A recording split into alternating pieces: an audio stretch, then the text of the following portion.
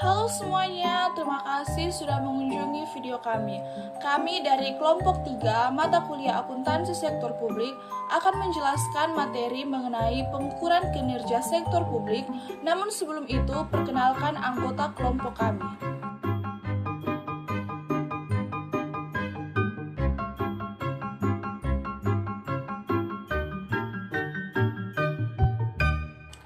A. Pengukuran kinerja organisasi sektor publik. Sistem pengukuran kinerja publik adalah suatu sistem yang bertujuan untuk membantu manajer publik menilai pencapaian suatu strategi melalui alat ukur finansial dan non-finansial. Sistem pengukuran kinerja dapat dijadikan sebagai alat pengendalian organisasi karena pengukuran kinerja diperkuat dengan menetapkan reward and punishment system. Tujuan sistem pengukuran kinerja. Secara umum, tujuan sistem pengukuran kinerja adalah A. Untuk mengomunikasikan strategi secara lebih baik. B. Untuk mengukur kinerja finansial dan non-finansial secara berimbang sehingga dapat ditelusuri perkembangan pencapaian strategi. C. Untuk mengakomodasi pemahaman kepentingan manajer level menengah dan bawah serta memotivasi untuk mencapai goal congruence. Manfaat pengukuran kinerja. A. Memberikan pemahaman mengenai ukuran yang digunakan untuk menilai kinerja manajemen. B. Memberikan arah untuk mencapai target kinerja yang telah ditetapkan. C. Untuk memonitor dan mengevaluasi pencapaian kinerja dan membandingkannya dengan target kinerja, serta melakukan tindakan korektif untuk memperbaiki kinerja. D. Sebagai dasar untuk memberikan penghargaan dan hukuman atau award dan punishment secara objektif atas pencapaian prestasi yang diukur sesuai dengan sistem pengukuran kinerja yang telah disepakati. E. Sebagai alat komunikasi antara bawahan dan pimpinan dalam rangka memperbaiki kinerja organisasi. F. Membantu mengidentifikasi apakah kepuasan pelanggan sudah terpenuhi. G. Membantu memahami proses kegiatan instansi pemerintah. Dan H. Memastikan bahwa pengambilan keputusan dilakukan secara objektif. B. Informasi yang digunakan untuk pengukuran kinerja. Yang pertama, informasi finansial. Penilaian laporan kinerja finansial diukur berdasarkan pada anggaran yang telah dibuat. Penilaian tersebut dilakukan dengan menganalisis varians atau selisih atau perbedaan antara kinerja aktual dengan yang dianggarkan. Analisis varians secara garis besar berfokus pada A. Varians pendapatan atau revenue variance. B. Varians pengeliaran atau expenditure variance. Varians pengeliaran terbagi menjadi dua. Yang pertama, varians belanja rutin atau recurrent expenditure variance. Yang kedua, varians belanja investasi atau modal atau capital expenditure variance. Kedua, informasi non-finansial. Informasi non-finansial dapat dijadikan sebagai tolak ukur lainnya. Informasi non-finansial dapat menambah keyakinan terhadap kualitas proses pengendalian manajemen. Jenis informasi non-finansial dapat dinyatakan dalam bentuk variabel kunci atau key variable atau sering dinamakan sebagai key success factor, key result factor, atau pulse point. C. Peranan indikator kinerja dalam pengukuran kinerja. Indikator kinerja digunakan sebagai indikator pelaksanaan strategi yang telah ditetapkan. Indikator kinerja tersebut dapat berbentuk faktor-faktor, yaitu yang pertama, faktor keberhasilan utama adalah suatu area yang mengindikasi kesuksesan kinerja unit kerja organisasi. Area ini merefleksikan preferensi manajerial dengan memperhatikan variabel-variabel kunci finansial dan non-finansial pada kondisi waktu tertentu. Faktor keberhasilan utama tersebut harus secara konsisten mengikuti perubahan yang terjadi dalam organisasi. Yang kedua, indikator kinerja kunci merupakan sekumpulan indikator yang dapat dianggap sebagai ukuran kinerja kunci baik yang bersifat finansial maupun non-finansial untuk melaksanakan operasi dan kinerja unit bisnis. Indikator ini dapat digunakan oleh manajer untuk mendeteksi dan memonitor capaian kinerja. Pengembangan indikator kinerja. Penggunaan indikator kinerja sangat penting untuk mengetahui apakah suatu aktivitas atau program telah dilakukan secara efisien dan efektif. Indikator untuk tiap-tiap unit organisasi berbeda-beda, tergantung pada tipe pelayanan yang dihasilkan. Penentuan indikator kinerja perlu mempertimbangkan komponen berikut. Yang pertama, biaya pelayanan.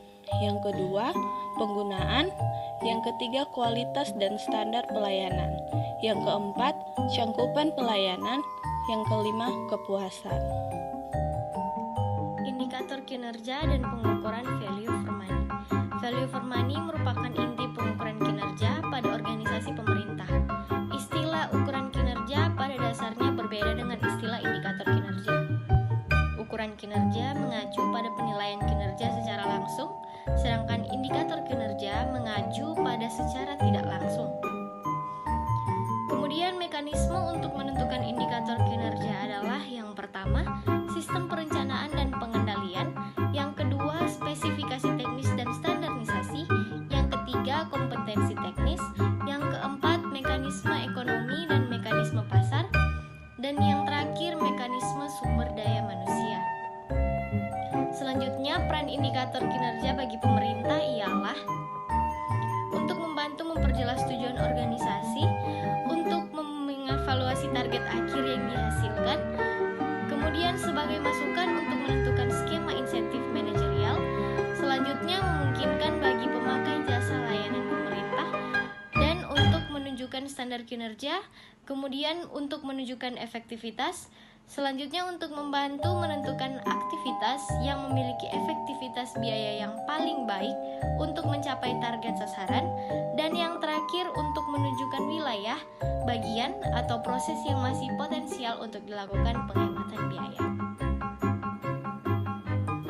Permasalahan teknis yang dihadapi pada saat pengukuran ekonomi, efisiensi, dan efektivitas atau value for money organisasi adalah bagaimana membandingkan input dan output untuk menghasilkan ukuran efisiensi yang memuaskan jika output yang dihasilkan tidak dapat dinilai dengan harga pasar. Solusi praktis atas masalah tersebut adalah dengan cara membandingkan input finansial atau biaya dengan output non-finansial. Misalnya, biaya unit atau unit cost statistik. Unit cost statistik tersebut dapat digunakan sebagai benang merah untuk mengukur kinerja. Unit-unit kerja pemerintah diharapkan dapat menghasilkan sejumlah unit cost statistik yang spesifik untuk unit kerjanya. Unit cost statistik tersebut misalnya adalah untuk setiap pelayanan, 1. Biaya pelayanan per 1000 penduduk, 2. Tenaga kerja per 1000 penduduk. Untuk pelayanan tertentu ditambah dengan ukuran lain, misalnya pendidikan. Yang pertama, rasio guru dan murid atau dosen dan mahasiswa, 2. Biaya per siswa, 3. Subsidi siswa atau mahasiswa per semester atau per tahun. Jalan umum, yang pertama, biaya pemeliharaan kilometer atau panjang jalan, yang kedua pemeliharaan per kilometer atau ukuran lain selain panjang jalan. Ukuran-ukuran statistik tersebut dapat digunakan oleh masyarakat pembaca anggaran dan laporan keuangan pemerintah yang bukan ahli di bidang manajemen keuangan publik sebagai dasar untuk menilai kinerja pemerintah dalam memberikan pelayanan publik. Indikator kinerja yang berbentuk unit cost statistik dapat digunakan untuk membandingkan kinerja unit kerja lain yang sejenis. Pengukuran value for money. Kriteria pokok yang mendasari pelaksanaan manajemen publik dewasa ini adalah ekonomi, efisiensi, efektivitas, transparansi, dan akuntabilitas publik. Tujuan yang dikehendaki oleh masyarakat mencakup pertanggungjawaban mengenal pelaksanaan value for money, yaitu ekonomis dalam pengadaan dan alokasi sumber daya, efisien dalam penggunaan sumber daya dalam arti penggunaannya diminimalkan dan hasilnya dimaksimalkan, serta efektif dalam arti mencapai tujuan dan sasaran. Agar dalam menilai kinerja organisasi dapat dilakukan secara objektif, maka diperlukan indikator kinerja. Indikator kinerja yang ideal harus terkait pada efisiensi biaya dan kualitas pelayanan. Sementara itu, kualitas terkait dengan kesesuaian dengan maksud dan tujuan, konsistensi, dan kepuasan publik. Kepuasan publik masyarakat dalam konteks tersebut dapat dikaitkan dengan semakin rendahnya komplain dari masyarakat. Pengembangan indikator value for money. Peranan indikator kinerja adalah untuk menyediakan informasi sebagai pertimbangan untuk pembuatan keputusan. Hal ini tidak berarti bahwa suatu indikator akan memberikan ukuran pencapaian program yang definitif. Indikator value for money dibagi menjadi dua, yaitu 1. Indikator alokasi biaya atau ekonomi dan efisiensi, dan yang kedua indikator kualitas pelayanan atau efektivitas. Indikator kinerja harus dapat dimanfaatkan oleh pihak internal maupun eksternal. Pihak internal dapat menggunakan dalam rangka meningkatkan kuantitas dan kualitas pelayanan serta efisiensi biaya. Dengan kata lain, indikator kinerja berperan untuk menunjukkan, memberikan indikasi atau memfokuskan perhatian pada bidang yang relevan dilakukan tindakan perbaikan. Pihak eksternal dapat menggunakan indikator kinerja sebagai kontrol dan sekaligus sebagai informasi dalam rangka mengukur tingkat akuntabilitas publik. Pembuatan dan penggunaan indikator kinerja tersebut membantu setiap pelaku utama dalam proses pengeluaran publik. Indikator kinerja akan membantu para manajer publik untuk memonitor pencapaian pemrograman, mengidentifikasi masalah yang penting. 3 pokok bahasan dalam for money. Berikut ini akan dijelaskan mengenai konsep value for money atau yang dikenal dengan 3E. Ekonomi adalah hubungan antara pasar dan masukan atau cost of input. Dengan kata lain, ekonomi adalah praktik pembelian barang dan jasa input dengan tingkat kualitas pada harga terbaik yang memungkinkan atau spending less. Efisiensi berhubungan erat dengan konsep produktivitas. Pengukuran efisien dilakukan dengan menggunakan perbandingan antara output yang dihasilkan terhadap input yang digunakan atau cost of output. Efektivitas pada dasarnya berhubungan dengan pencapaian tujuan atau target kebijakan. Indikator efektivitas adalah suatu indikator yang menggambarkan jangkauan, akibat, dan dampak atau outcome dari keluaran atau output program dalam mencapai tujuan program. Dari uraian di atas, maka dapat kita simpulkan bahwa ketiga pokok pembahasan dalam value for money sangat terkait dengan yang lainnya.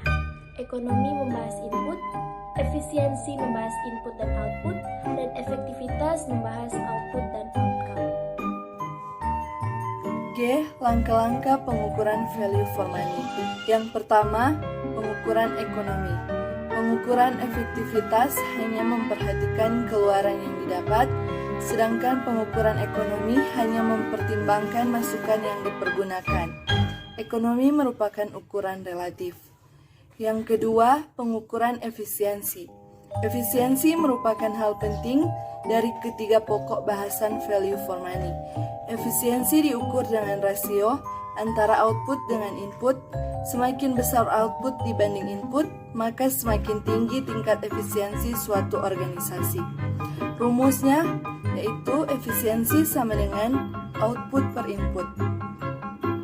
Karena efisiensi diukur dengan membandingkan keluaran dan masukan, maka perbaikan efisiensi dapat dilakukan dengan cara yang pertama, meningkatkan output pada tingkat input yang sama. Yang kedua, meningkatkan output dalam proporsi yang lebih besar daripada proporsi peningkatan input. Yang ketiga, menurunkan input pada tingkat output yang sama. Yang keempat, menurunkan input dalam proporsi yang lebih besar daripada proporsi penurunan output. Dalam mengukur nilai kinerja uang, efisiensi dapat dibagi menjadi dua. Yang pertama, efisiensi alokasi atau efisiensi 1. Yang kedua, efisiensi teknis atau manajerial atau efisiensi 2. Yang ketiga, yaitu pengukuran efektivitas. Efektivitas adalah ukuran berhasil tidaknya suatu organisasi mencapai tujuannya. Apabila suatu organisasi berhasil mencapai tujuan, maka organisasi tersebut dikatakan telah berjalan dengan efektif. Yang keempat yaitu pengukuran outcome. Outcome adalah dampak suatu program atau kegiatan terhadap masyarakat. Outcome lebih tinggi nilainya daripada output karena output hanya mengukur hasil tanpa mengukur dampaknya terhadap masyarakat, sedangkan outcome mengukur kualitas output dan dampak yang dihasilkan. Pengukuran outcome memiliki dua peran, yaitu yang pertama, peran retrospektif, yang kedua, peran prospektif. Selanjutnya, estimasi indikator kinerja. Suatu unit organisasi perlu melakukan estimasi untuk menentukan target kinerja yang ingin dicapai pada periode mendatang. Penentuan target tersebut didasarkan pada perkembangan cakupan pelayanan atau indikator kinerja. Estimasi dapat dilakukan dengan menggunakan yang pertama yaitu kinerja tahun lalu, yang kedua expert judgment, yang ketiga tren, dan yang keempat regresi. Pertimbangan dalam membuat indikator kinerja. Langkah pertama dalam membuat indikator kinerja ekonomi, efisien dan efektivitas adalah memahami operasi dengan menganalisis kegiatan dan program yang akan dilaksanakan. Secara garis besar, terdapat dua jenis tindakan kebijakan, yaitu input dan proses yang mempunyai tujuan untuk mengukur alokasi sumber daya input untuk dikonversi menjadi output melalui satu atau beberapa konversi atau operasi. Hasil kebijakan ada tiga jenis, yaitu yang pertama, keluaran atau output, yang kedua, akibat tujuan atau tujuan fungsional dan dampak outcome atau tujuan akhir, dan yang ketiga, distribusi manfaat atau distribusi of benefits. Pertimbangan dalam membuat indikator kinerja. Langkah pertama dalam membuat indikator kinerja ekonomi, efisien dan efektivitas adalah memahami operasi dengan menganalisis kegiatan dan program yang akan dilaksanakan. Secara garis besar, terdapat dua jenis tindakan kebijakan, yaitu input dan proses yang mempunyai tujuan untuk mengukur alokasi sumber daya input untuk dikonversi menjadi output melalui satu atau beberapa konversi atau operasi. Hasil kebijakan ada tiga jenis, yaitu yang pertama, keluaran atau output, yang kedua, akibat tujuan atau tujuan fungsional dan dampak outcome atau tujuan akhir, dan yang ketiga, distribusi manfaat atau distribusi of benefits. Selanjutnya, terdapat contoh indikator kinerja di perguruan tinggi. Di tabel yang pertama terdapat ada pertimbangan output. Di pertimbangan output yang pertama ada input mahasiswa. Di input mahasiswa ada yang pertama latar belakang sosial ekonomi, latar belakang budaya, kemampuan diri, ada hambatan atau kesulitan, ada tingkat ekspektasi mahasiswa dan orang tua, yang terakhir ada prestasi akademik. Selanjutnya ada juga sumber daya. Di sumber daya ada jumlah dosen atau pangkat, golongan, dan pendidikan. Yang kedua ada jumlah staf pendukung. Yang ketiga ada dukungan orang tua mahasiswa atau finansial dan lainnya. Yang keempat ada buku dan perpustakaan. Yang kelima ada fasilitas atau ruang kuliah, lab, komputer, bahasa, kantin, dan lain sebagainya. Di tabel yang kedua ada indikator proses. Di indikator proses ada yang pertama ada staff. Nah, di staff yang pertama ada kualitas dosen, yang kedua ada tingkat perpindahan dosen atau turnover, yang ketiga ada sikap dan perilaku para staff. Selanjutnya ada juga perkuliahan. Di perkuliahan yang pertama ada frekuensi temu kelas dan konsultasi, yang kedua ada rasio dosen atau mahasiswa, yang ketiga ada metode mengajar, yang keempat ada mismatch antara keahlian yang dimiliki dosen dengan mata kuliah yang diasuh. Selanjutnya ada juga kurikulum. Di kurikulum pertama ada mata kuliah utama, ada mata kuliah pilihan, ada mata kuliah keahlian atau spesifik, ada sistem ujian, dan ada koordinasi kurikulum, dan ada juga dokumentasi kurikulum. Selanjutnya ada juga daya dukung pendidikan. Di daya dukung pendidikan yang pertama ada forum-forum ilmiah atau seminar, workshop, kuliah tamu, dan lain sebagainya. Yang kedua ada sarana olahraga, yang ketiga ada aktivitas masyarakat, yang keempat ada jaringan dengan industri dan dunia bisnis, yang kelima ada aktivitas kultural dan lingkungan ekstrakurikuler. Selanjutnya ada juga organisasi. Di organisasi yang pertama terdapat manajemen perguruan tinggi, ada yang kedua organisasi mahasiswa, yang ketiga ada tingkat keterlibatan tokoh masyarakat. Selanjutnya terdapat mutuality. Di mutuality yang pertama terdapat tingkat ekspektasi dosen, yang kedua ada tingkat tanggung jawab mahasiswa, yang ketiga ada reward atau punishment system. Di tabel terakhir terdapat indikator output atau throughput. Di indikator output atau throughput terdapat yang pertama ada mahasiswa. Di mahasiswa ada yang pertama sikap dan perilaku mahasiswa, yang kedua ada tingkat kehadiran, ketidakhadiran, dan pemikiran, yang ketiga ada keterlambatan, yang keempat ada kinerja akademik dan perkembangannya tiap semester, yang kelima ada partisipasi kegiatan ekstrakurikuler, yang keenam ada indeks prestasi kumulatif rata-rata mahasiswa yang lulus, yang ketujuh ada keahlian teknis atau skor TOEFL, rata-rata komputer, GMAT, dan lain sebagainya. Dan yang ke-8 ada waiting time rata-rata mahasiswa. Selanjutnya ada juga dosen. Nah, di dosen ini yang pertama ada tingkat kehadiran, ketidakhadiran, dan kemungkinan. Yang kedua ada keterlambatan. Yang ketiga ada jumlah publikasi atau buku, jurnal, dan artikel. Yang keempat ada jumlah penelitian. Sistem pengukuran kinerja sektor publik adalah salah satu sistem yang bertujuan untuk membantu manajer publik menilai pencapaian suatu strategi melalui alat ukur finansial dan non-finansial. Pengukuran sektor publik